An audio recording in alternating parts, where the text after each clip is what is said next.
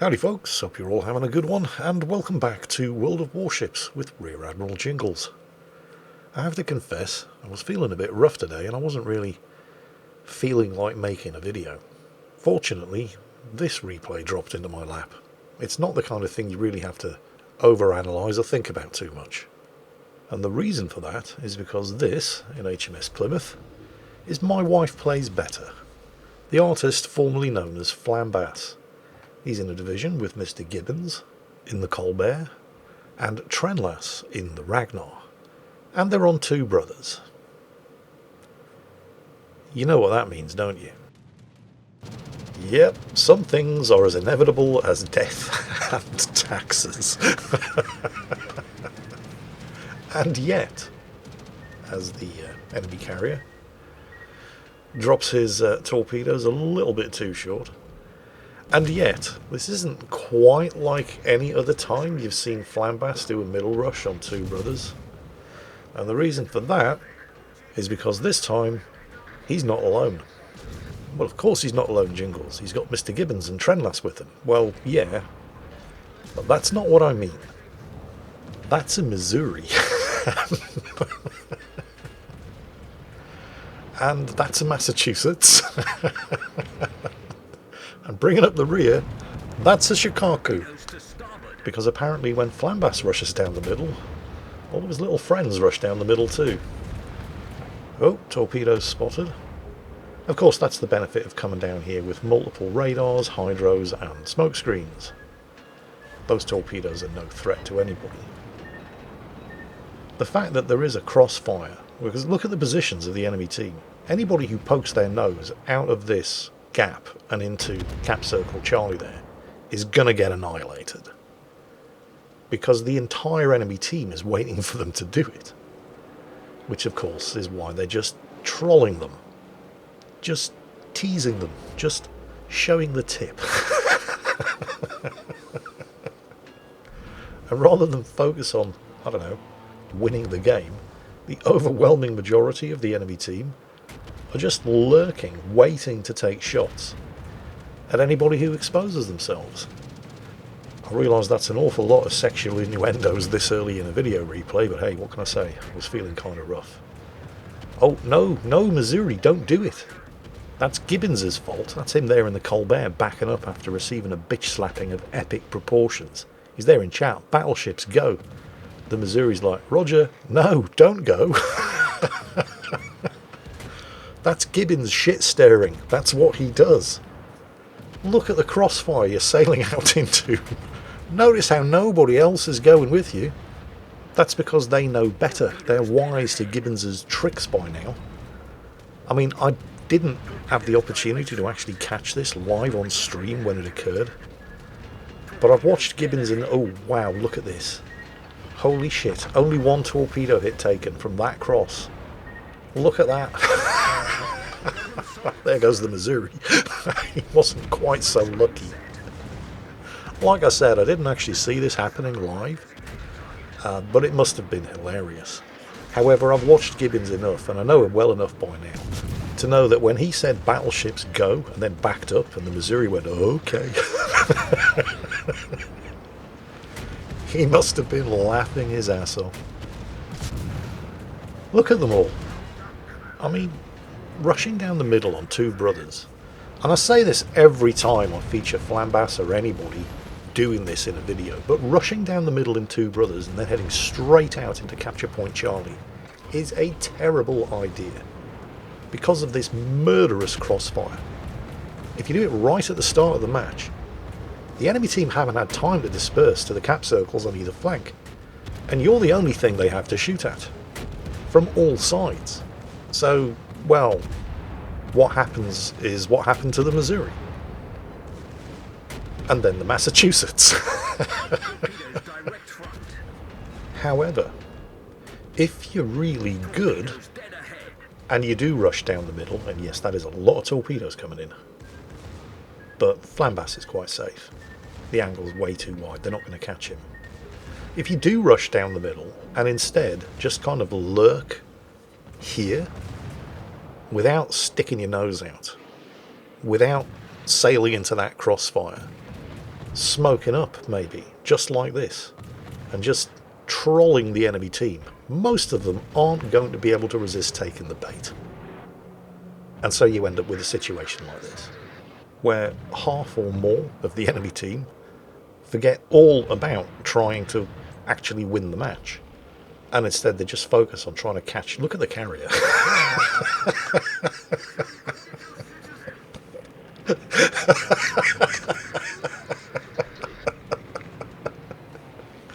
Don't try this at home, kids.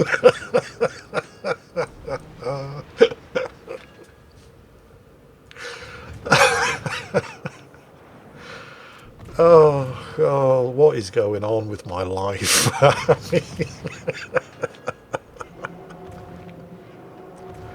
I'm sure I was trying to make a point, and then the Shikaku just sort of casually sailed into view.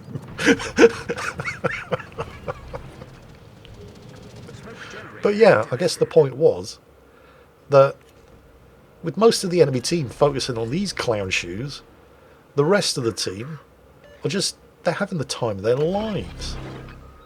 The only members of the enemy team that are actually trying to win are mostly over there on the western flank.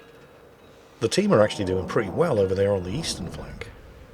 And the thing is, if it had just been Flambass, Trenlass and Mr. Gibbins who had come down here, the enemy team would probably already be getting completely ruffle-stomped on both flanks, because they'd have to be fighting a Missouri and a Massachusetts as well. Unfortunately, the Missouri and the Massachusetts came down here too, which wasn't great for the team, but it makes for a funny video. Watch this, by the way. This is just... You see, this is what I mean when I say you can do this, but you have to be good. Notice how he's just punishing the Jean-Bart. He knows exactly how far forward he needs to be in order to remain undetected. There go the torpedoes. The Jean-Bart B's gotten sick and tired of just getting shot at. Meanwhile, look at the carrier. He's there in chat. Trenlass, go. Oi, you, spot. Jean-Bart B got sick and tired of getting shot at, so he sailed in all of the torpedoes. And yeah, the carrier's doing that manually. He doesn't have any aircraft out, so he's manually steering the ship, and he's deliberately pushing Trenlass out of the smoke screen. Gibbins is there like, oi, not me. Regardless of how much of a dick move the carrier play was there, and it kind of was, but, well, honestly, Flambass, Trenlass and Gibbins really have no room to criticise. But it has allowed them to spot the Monarch. And they're raining death and destruction down on him. Don't forget the Monarch, guys. Don't let him get away. Oh, I think the Monarch's managed to get out of shooting range. That's a shame. Oh well. But, well, at the same time, what we're seeing here, that Yoshino over there, he's not the sole survivor, but he's the only survivor that we can see of the enemy team retreating from being crushed by everybody else over on the eastern flank. And that means that he is now sailing straight into a crossfire. So that's not good news for them. It's important that you don't push out here, however, because the western side of the map is full of enemy ships who have been doing nothing but sitting there it is, waiting exactly for you to do that. The only surprising thing is that they're not really losing because of it. I mean, they're not really winning either, but I guess it was the old Flambass. You're living dangerously. There goes his final charge of smoke. Oh, he's trying to flip the cap. There goes Trenlass. Here comes some more torpedoes. Here comes some more shots. They know where you are. Alright. He's going to have to poke out of the smoke to dodge the torpedoes. If he shoots now, though, he's going to get spotted because the smoke is... Ooh, he timed that very, very well. That was his last puff of smoke. The thing is, they know exactly where you are. Oh, you're not going to dodge all of those, are you? This is why I say, don't try this at home, kids, because Flambass is very, very good. And he does know what he's doing, but he still ended up getting trouted over there. Look at Gibbins running for his cowardly life. After encouraging everybody to get... Yeah, that's what he's like, you see. You want to watch him. I mean, I didn't see this on the stream, But I've seen enough of Gibbins and Flambass playing Warships on Twitch to know what he's like. Because he's the instigator. He's the one that likes to stir the pot. Right? He encourages everybody to do this kind of dumb shit. But he never fully commits himself. That's why he's alive and they're all dead. He's like the guy that likes to start bar fights, but doesn't get involved in them. Just sits back and watches the show. Yeah, I'm wise to your tricks, Gibbons. I know what you're like. And you know what? This game could still go either way. I mean, they're ahead on points, but not by much. Both teams have 2 caps. Is Gibbons going to try to contest? Oh, there's torpedoes coming, Gibbons. Gibbo. Run, Gibbo. Run for your life.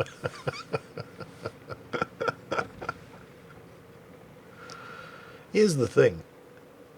Thanks to that middle rush, which honestly they could have done just with the 3 of them. They didn't need the 2 battleships and the carrier as well. In fact, the 2 battleships and the carrier coming down here as well is probably why the team hasn't already won this, but I digress. It was still really funny. But the fact that they did this means that the rest of the team, particularly the Worcester over there, I think he said he scores 260,000 damage. They need to shut the door here on these last 2 escapees, though. Oh, can they get... Yes! Nice, they got the Kleber. However, the Ostjotland made it. And that is going to be unfortunate. Listen to me trying to make sense out of this absolute cluster of a game. I can't help it. It's what I do. I'm trying to be professional here, but they're not making it easy. Yeah, of course, it could still go either way. They've got that 1 ship advantage. Gibbons parked up there without being spotted. Look at the rate of fire of this thing. It's like a tier 10 Atlanta. It's the thing though, the Colbert has so many guns and such a good rate of fire, but they're only 127mm.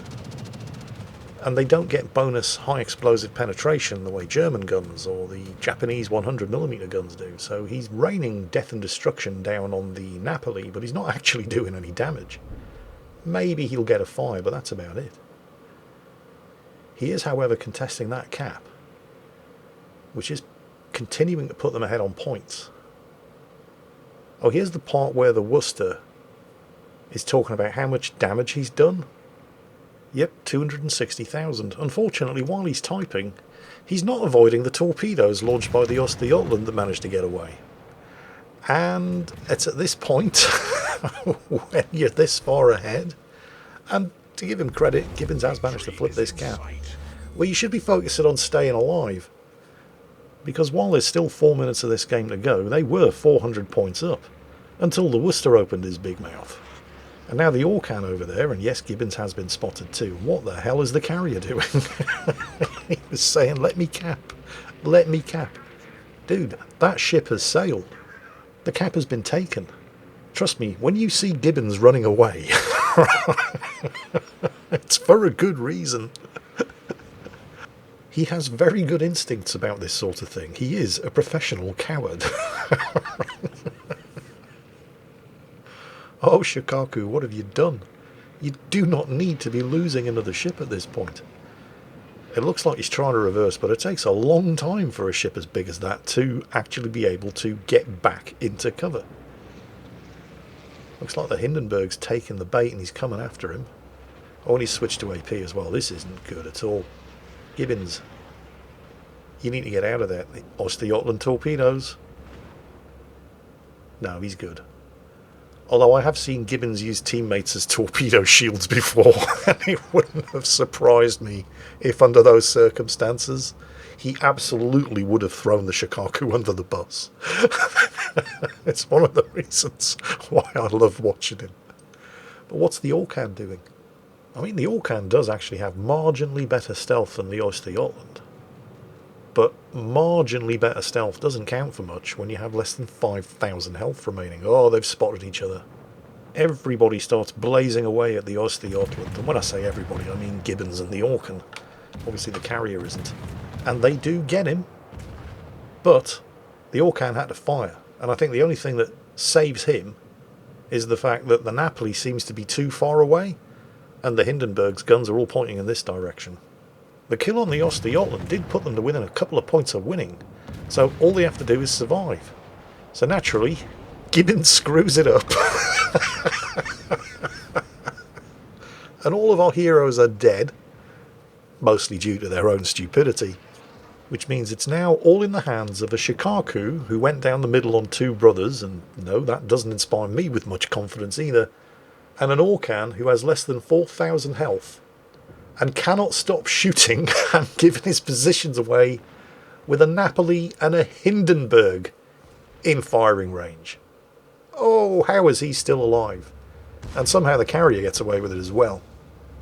The thing is, nobody on either team is interested in staying undetected here, even as more semi-armour piercing from the Napoli splashes down all around and shaves a bit more health off the Orkan over there. He's got torpedoes away against the Hindenburg, and the Hindenburg is swinging around and aiming his 8-inch armour-piercing shells at the Orkan.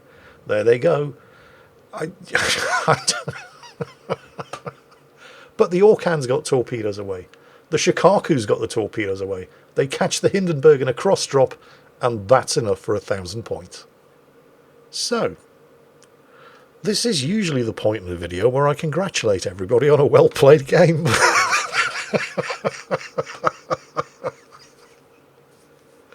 I could say that today, but I don't think I'd be fooling anybody.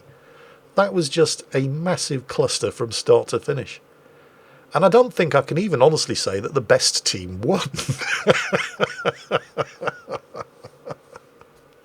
Although, having said that, both the Orkan and the Worcester did get more than 2,500 base XP, so I suppose it would have been kind of bad if they had lost. At the same time, though, if you look at the Hindenburg and the Osterjotland on the enemy team, I mean, that's a pretty impressive score to get on the losing side as well. So I think today I'm just going to say that was a game that happened.